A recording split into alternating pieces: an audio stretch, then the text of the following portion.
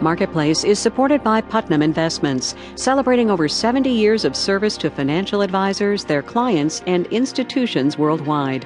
Putnam Investments, a world of investing. Produced in association with the University of Southern California. Politics and tax policy are never far apart, so the Bush tax cuts and the fall elections today. How the government's going to get out of its AIG investments, maybe.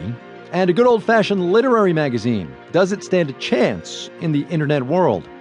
From American Public Media, this is Marketplace.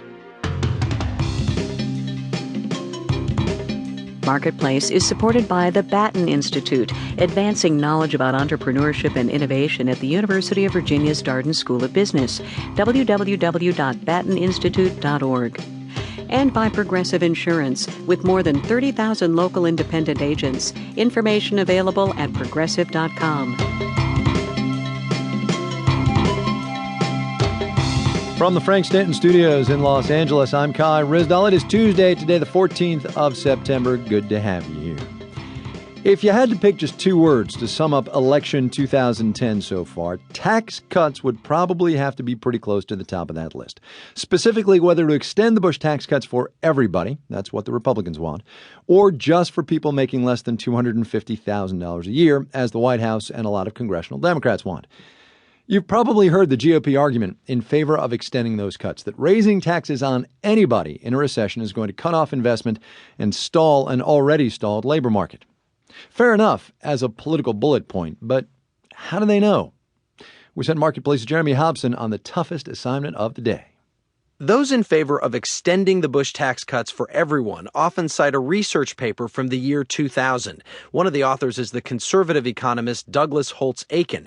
He says Treasury Department files show a connection between people's tax returns and their business activity.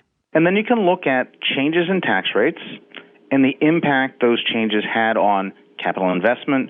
And Holtz-Eakin says the Bush tax cuts did spur investment, but he admits other factors like financial crises or terrorist attacks can make the effects of any tax change hard to pinpoint in the data. It's not possible to trace a tax rate reduction to its impact on a specific part of the economy. Len Berman agrees with Douglas Holtz-Eakin on that one. Berman is a professor of public affairs at the Maxwell School at Syracuse University. And the problem for any of these questions is you need to isolate the effect of the tax cut from all the other things that are going on at the same time. There is a little bit of research on the effect of tax rates on business decisions, and that evidence is ambiguous. In fact, some say the only thing spurring growth over the last decade was the rate on mortgages, not taxes. Bill Gale is a senior fellow at the Brookings Institution. We didn't have a great growth decade from 2001 to 2010 to begin with. And to the extent that we did get economic expansion, it didn't come from the areas of the economy that were subsidized by the Bush tax cuts. Gale says it seems the debate that's going on now has a lot more to do with ideology than data. In New York, I'm Jeremy Hobson for Marketplace. The big financial reform package has been law for a couple of months now, but one of the key jobs in that whole thing is still vacant. The Obama administration can't quite figure out who it wants to run the powerful Consumer Financial Protection Bureau. A White House spokesman said today the president will decide soon, and that Harvard Law professor Elizabeth Warren is, quote, in the mix. It's not clear, though, that Warren could be approved by the Senate. So the administration is floating the idea of appointing her temporarily to get things up and running. Marketplace's John Dimsdale has more now on what that might mean. The Treasury Department has been hiring staff and setting up new offices, but so far all without a director.